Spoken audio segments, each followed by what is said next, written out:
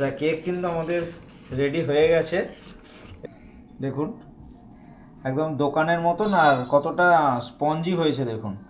দেখুন আমি ভেঙেও দেখাচ্ছি, আর দেখুন কীভাবে তৈরি হয় আমি আপনাদেরকে একটু দেখানোর চেষ্টা করছি। আমার গিন্নি করবে আর আমি ভিডিওটা শ্যুট করছি। সামান্য একটু তেল নিয়ে আমি জায়গাটাকে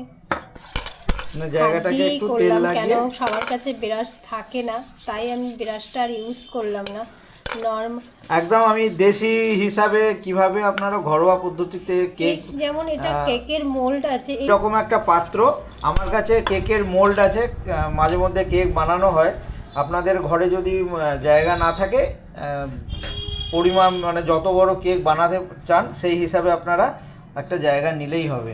প্রথমে তেল দেওয়া হলো, তেলের উপরে ময়দা দেওয়া হলো, যাতে কেকের ব্যাটারটা যখন ঢালা হবে বা মিশ্রণটা যখন ঢালা হবে যাতে ওটা নিচে আটকে না যায়, এতে সহজে কেকটা উঠে আসবে, তাই তো? হ্যাঁ, এতে না হলেও অনেকের কাছে বাটার পেপার কি এমনি সাদা হোয়াইট পেপার, সাদা বাটার পেপার না, আমরা একদম নরমাল ঘরোয়া তরিকাতে বলি, সবার কাছে বাটার পেপার থাকবে না। সাদা কাগজ দিয়েও যদি বাটার পেপার না থাকে, সাদা খাতার পেজ সেগুলো তেল লাগিয়ে জাস্ট এটাও করা সম্ভব হয়।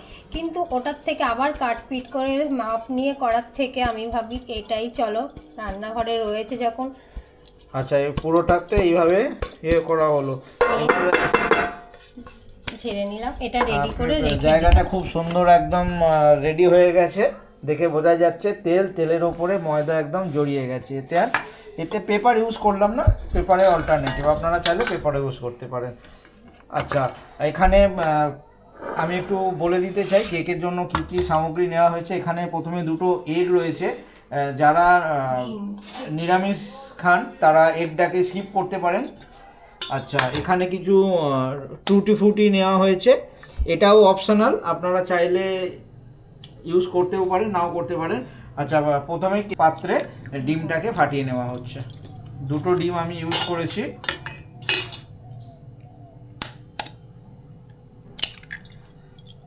দুটো প্রথমে ডিম ফাটিয়ে দেওয়া হলো।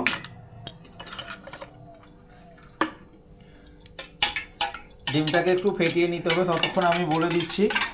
এই যে এই কাপটা দেখছেন, এটা চায়ের নর্মাল কাপ স্টিলের, তো সমস্ত পরিমাণ কিন্তু এই কাপের হিসাবেই আছে।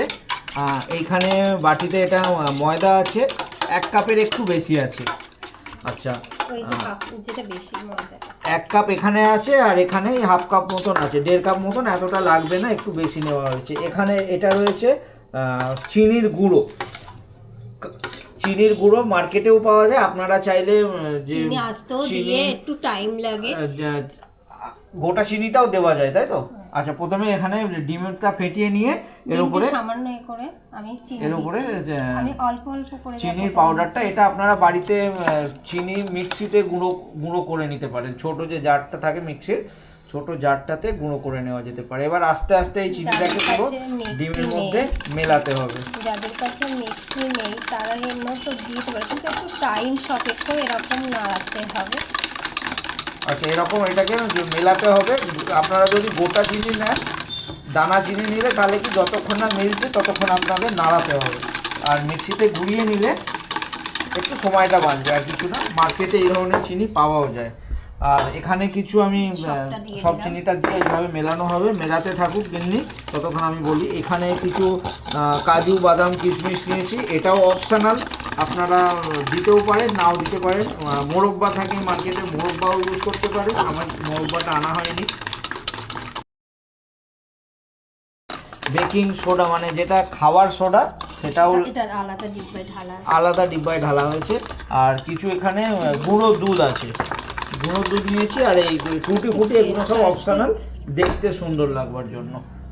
তো দেখুন, আচ্ছা, ডিম আর চিনি ফাটানো হয়েছে। এবার কাপে যেটুকুনি 1/2 কাপ তেল ছিল পুরোটা এতে ঢেলে দেওয়া হলো। এবার এটাকে সাদা যতক্ষণ না হবে একটু বেশিক্ষণ, আচ্ছা, এটাকে ফেটাতে হবে যতক্ষণ এটা সাদা হয়ে যাচ্ছে। আচ্ছা, কালারটা চেঞ্জ হয়ে যাচ্ছে, আর অনেকটা কিন্তু ফুলেও গেছে। আপনারা যারা প্রথমে দেখেছেন ডিমটা দেওয়া হয়েছিল, এখন অনেকটা প্রায় আধ বাটি হয়ে গেছে। তো আমি চাই এই ক্রিসমাসে আপনারা সবাই মার্কেট থেকে না কিনে নিজেদের বাড়িতে একটা কেক বানিয়ে দেখুন। খুব সহজভাবে কেকটা বানানো হবে। কালার অনেকটাই সাদা হয়ে গেছে। ময়দাটা একটু ছেঁকে দিলে ভালো হয়, তাহলে কি দানা টানাগুলো থাকলে ওতে আর যাবে না। তো পুরো 1.5 কাপ মতন ময়দা দিয়ে দেওয়া পাউডার কেক বানাতে গেলে লাগে ছাঁকনির ওপরে। আর এতে চা চামচ, এক চামচের এক চামচ যেটা ছিল সামান্য অল্পই ছিল সেটা দিয়ে দিলাম। অল্প ছিল, পুরোটাই দিয়ে দেওয়া হলো। যে কোনো দুধ ইউজ করা যেতে পারে, গুঁড়ো দুধ। এটা না দিলেও চলে, কিন্তু এটা টেস্টের জন্য। ওকে, না দিলেও চলবে, এটা অপশনাল, দিলে একটু টেস্টটা ভালো হয়। এটা হচ্ছে বেকিং পাউডার, তাই তো? এক চামচের মতন একটু দিয়ে দিলাম। 1.5 কাপ ময়দাতে 1 চামচ মতো বেকিং সোডা দিতে হবে, তাই তো? প্যাকেটটা ঠিক এইরকম আসে মার্কেটে, অনেক ধরনের বেকিং সোডা পাওয়া যায়, বেকিং পাউডার পাওয়া যায়। তো এইগুলো সব একসঙ্গে দিয়ে এবার চেলে ওই ডিমের ব্যাটারটাতে ঢেলে তারপরে মেশানো হবে। এটা যাচ্ছে খাবার সোডা, যেটা আমরা ঘরে ইউজ করি। এটা 1 চায়ের চামচ বলা যেতে পারে। আচ্ছা, হালকা আমি 1 চিমটি নুন দিয়েছি, চিমটিটা দেখেই বুঝতে পারছেন 1 চিমটি নুন। এরপরে এতে ময়দা দেওয়া হচ্ছে, তাই তো? এইভাবে নাড়িয়ে নিতে হবে যাতে কোনো ডেলা না যায়। আচ্ছা, এই ডেলাগুলো রয়ে গেল, এই ডেলাগুলো রয়েছে বলেই এটা, এগুলো আপনারা চাইলে ফেলেও দিতে পারেন আর এইভাবে এরকম ভাবে নিয়ে নিতে পারবেন, তাহলে এতে ডেলাগুলো ভেঙে গেল। এবার এই ব্যাটারটাকে ওই ডিমের সঙ্গে পুরো ভালোভাবে মিক্স করে নিতে হবে। সিম্পল কেক বানাবো, এটা কোনো স্পঞ্জ কেক বানানো হচ্ছে না। যে ধরনের আমরা সাধারণত বড়দিনে কেক খেয়ে থাকি সেই কেকই বানানো হচ্ছে। দেখুন এটা একটু টাইট হচ্ছে, তাই এর পরিমাণ সামান্য একটু টাইট হচ্ছে বলে আমাদের একটু দুধের প্রয়োজন হতে পারে। যে তেলের কাপ নিয়েছিল ওই তেলের কাপে হাফ কাপেরও আমি এটা কম। কতটা লাগে দেখছি, তার উপরে আমি করব, সামান্য দিলাম। আচ্ছা, অল্প দিয়ে দিয়ে দেখতে হবে, মানে খুব বেশি পাতলা করা যাবে না, তাই তো? দেখুন এরকম ভাবে হচ্ছে, এটা আস্তে আস্তে পড়ছে, বোঝা যাচ্ছে। 1.5 কাপ ময়দাতে হাফ কাপেরও কম লেগেছে, একটু কম দুধ। এটা মোটামুটি রেডি হয়ে গেছে। এরপরে এই কাজু কিশমিশ বাদাম আর এটা টুটি ফুটি বলে, এটা দেওয়া হবে। তার আগে কড়াটা রেডি করে দিচ্ছি। আমি মাইক্রোওভেনে বানাবো না, গ্যাসেই বানাবো, যাতে সবাই এটা বাড়িতেই বানাতে পারে। কড়া বসিয়ে গ্যাসটা জ্বালিয়ে দেওয়া হয়েছে। মিডিয়াম আঁচ না হাই ফ্লেমে দিতে হবে? এখন হাই ফ্লেমে দিয়েছি। আর কড়া হাই দিয়ে এখানে কি দেওয়া হলো? এটা বালি।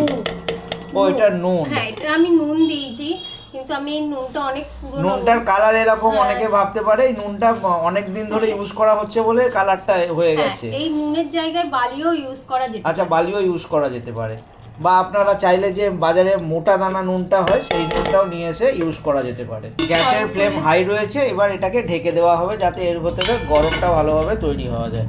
তো এটা গরম হোক। একটু ময়দা ছড়ালে টুটি ফুটিতে, তাহলে কেকের এমনি ছড়ালে কি হবে, প্রতিটা জায়গায় এক জায়গায় নিচের দিকে জড়ো হয়ে যাবে কেকটা রেডি করতে গেলে।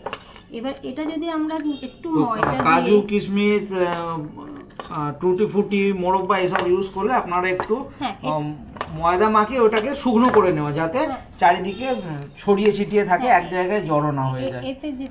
এবার অল্প অল্প করে ব্যাটারের ওপর ঢালা হবে, আর অল্প অল্প করে ঢেলে এটাকে পুরো মিলিয়ে দিতে হবে, তাই তো? সব একসঙ্গে না, অল্প দেওয়া হলো, এবার এটাকে মিলিয়ে দেওয়া হবে সুন্দর হওয়ার জন্য, বা বাচ্চাদের মুখে পড়লে খেতে ভালো লাগবে। আপনারা এটা ছেড়েও যেতে পারেন, কিছু না দিয়ে প্লেন ভাবেও করা যেতে পারে। দেখুন আমার এটা রেডি হয়ে গেছে।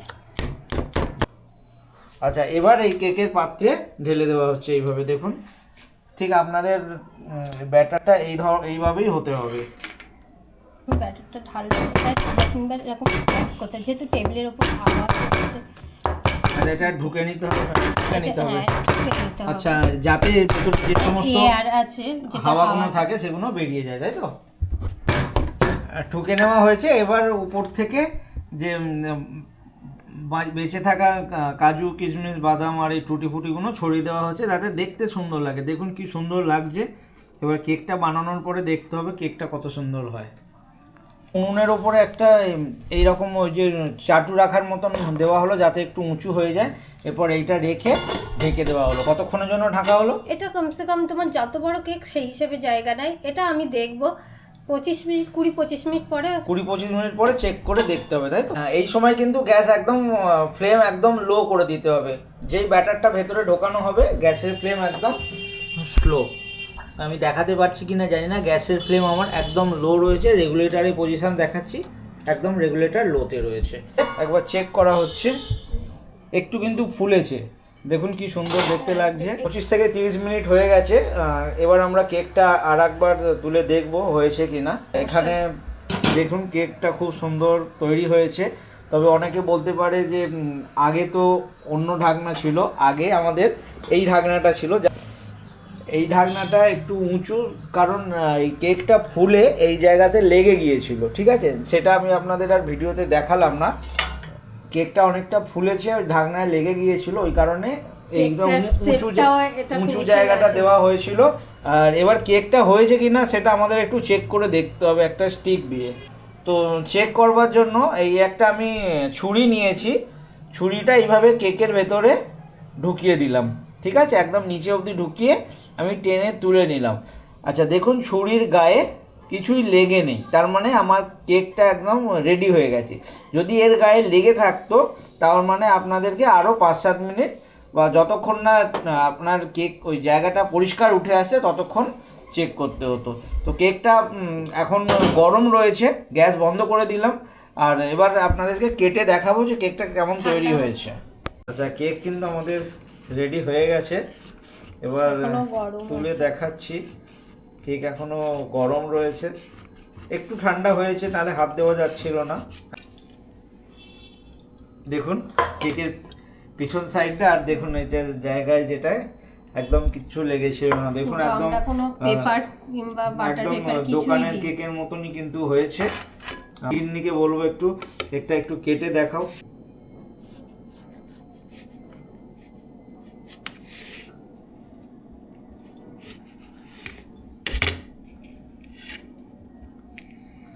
দেখুন একদম দোকানের মতন, আর কতটা স্পঞ্জি হয়েছে দেখুন।